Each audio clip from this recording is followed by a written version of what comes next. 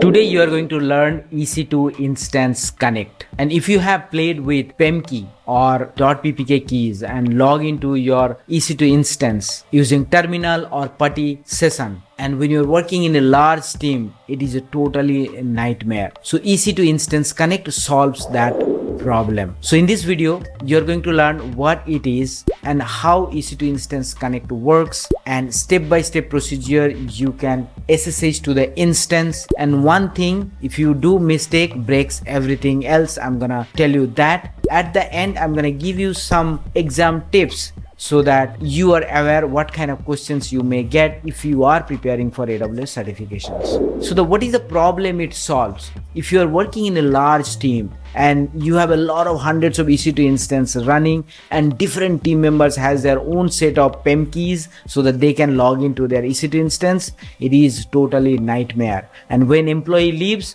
they leave with that PEM key as well. That is another security risk. So that is the problem it solves. It gives you enterprise grade security. I mean, the EC2 Instance Connect gives you enterprise grade security, and it is IAM policy based. So when employee leaves, your access is gone. So you are very safe for your infrastructure point of view. Have you seen the smartphone hotel keys? Your identity is verified and it issues a temporary digital token. So based on that, it works. AWS EC2 Instance Connect works same way. It actually generates a temporary one-time SSH public key, and it pushes it to the EC2 instance, and it is a short-term key, only lives for 60 seconds. After 60 seconds it expires and you cannot do anything with that key. So it gives you enterprise grade security, and that's why it is so important to implement in your project. This is the step-by-step flow. You launch your EC2 instance, configure security group, which you have to allow port 22 for a specific IP range based on the region, and then you select the EC2 instance, click connect, and open the browser, and you are into the SSH session. Let's talk about one step at a time. Step 1, not all the AMIs are supported. Now Amazon Linux 2, Amazon Linux 2023 and Ubuntu all are supported, but not other custom AMIs Linux, they are not supported. So currently these are the only AMIs supported. But another thing is, your instance should have a public IP address. But if you want to have a private IP address EC2 instance, if you want to connect using EC2 Instance Connect, you have to create an endpoint. There is an endpoint available, and using that endpoint you can connect to that EC2 instance. I will show you in the console as well. Step 2, configure your security group. Even though EC2 Instance Connect is a different feature, but still you have to configure your security group, allowing port 22 from the source. It is defined the IP address in the AWS documentation based on the region. So 18.206.107.24/29, this is the range for US East 1, but find out for your region. Now step 3 is connect via console. Select the instance and then click connect, and the new tab comes, and select EC2 Instance Connect tab. Once you select it and user ID is already pre-selected, EC2 user, or for Ubuntu it is Ubuntu, and click connect. You will launch with SSH session in the browser.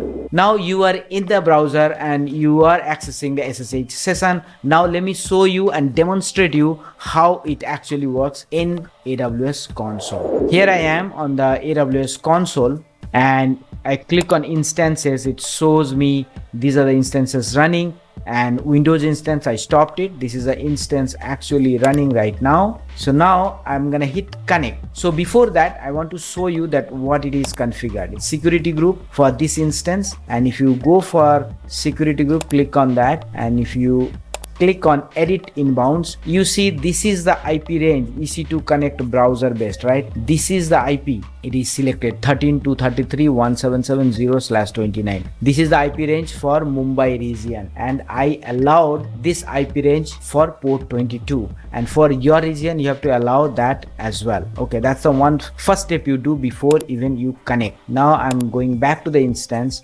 This is the instance, selecting and connecting there. and you see multiple tabs available. We are trying on EC2 Instance Connect tab, and we are doing connect using public IP because this instance has a public IP assigned, and this is the public IP already selected, right? It's already picked up that public IP. Username is already pre-populated, and you hit connect. And boom, there you go. You are connected to the EC2 instance. Now ls-l, there is no file, host name, right? So there is a host name, and you can run ipconfig. If config, it will give you the private IP address and the loopback address, and also you can check lsblk, the file system, and the EBS volume it is assigned to. So you can now start working your applications, deploy your applications, and stop your services and build your project. This is so straightforward. All right, let's go back to the presentation. Now let's understand what's the difference between traditional SSH and EC2 Instance Connect. Traditional SSH, you are working with the manual .pem key, right? Key expires never, right? It never expires. Access control, key possession. Whoever has the key, they have the access. That is a nightmare. Terminal or PuTTY, you need to access that EC2 instance.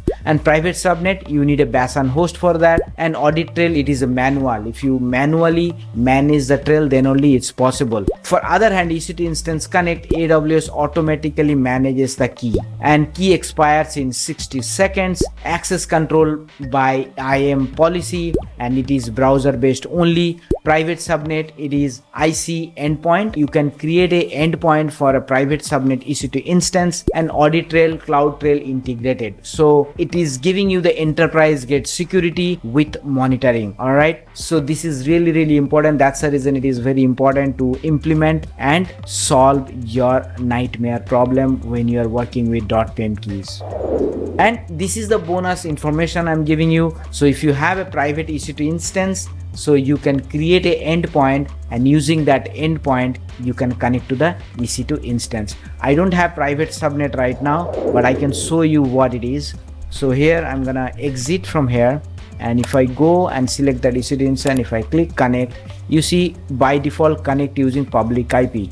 That's the one I showed you, but you can select connect using private IP. So when you say private IP, immediately it will tell you how you can create a endpoint. So there is a endpoint created here, and EC2 user is a user selected, maximum tunnel duration seconds 3600 seconds. And if you say connect, it's not going to work because this is a public subnet, so it has to be private subnet. That's when it is going to work. All right, so this is how you work when you work with private subnet. Now next, let's talk about some real world use case that will give you a lot of clarity when you can actually leverage this feature.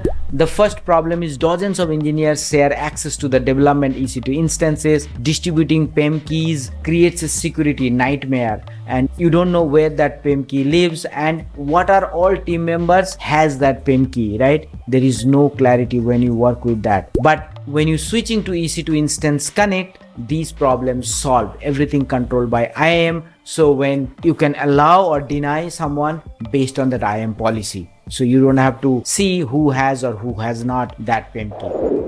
Another use case is training bootcamp. Let's say you have a 200 training members, and some has MacBook, some has a Windows system, some has a Linux systems. It's very difficult to solve connection problem for all of them, right? Everyone has their own procedure. Someone using PuTTY, someone using terminal, someone using something else. But when you go to the EC2 Instance Connect, for everyone it is same browser based and IAM control. So your connection problem is solved.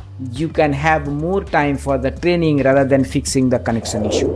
The third use case I see is if you want to practice Linux, deploy web servers and build a cloud portfolio, and you want to showcase your work to the employer, you just launch EC2 instance. Within 2 minutes, you can connect to the EC2 instance using EC2 Instance Connect. You don't need setup in your laptop or anywhere else. So within 2 minutes, you get access to the instance and you start working on the project and showcase that product to the employer.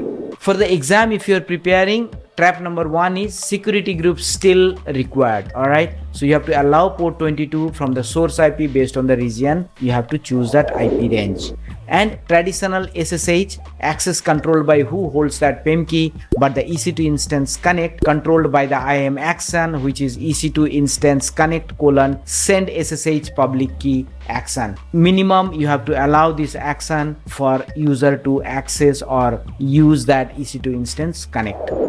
Remember this to answer in the question. And keys are 60 seconds alive, right? Not more than that. So it is much secure than PEM key, because PEM key's access is forever. Whoever holds it, as long as that EC2 instance has an associated public key, you can access that EC2 instance. Exam trap 4, only supported AMIs are allowed: Amazon Linux 2, Amazon Linux 2023, Ubuntu, but not Windows instance. Windows instances AMIs are not allowed to have these features, and older custom Linux AMIs without the package installed also not gonna work. Remember this. Another trap is EC2 Instance Connect endpoint for the private subnet. For the private subnet instance, you must have a EC2 Instance Connect endpoint, and then only you can connect to the private EC2 instance. So you don't need BASAN host, right? Or not a VPN. Just as long as you have an endpoint, you're good to go. So big picture, what actually it solves the problem? It solves friction from connecting to the Linux servers, long-lived credentials, .pem key, file risk, setup headaches for students and developers. What it actually gives you? It gives you security, auditable, browser-based access in a single click. Before you go, 5 things to remember. Number 1, it is a browser-based SSH connections, no .pem key, no terminal app. Port 22 is still required. Security group must allow inbound port 22. 60-second temporary key, right? Not more than that. IAM controls access. Grant or revoke server access via IAM. And EC2 Instance Connect endpoint for private subnets. You can download this PPT and keep this reference for your future use. Thank you so much for joining this video. If you got time, join me in the next piece.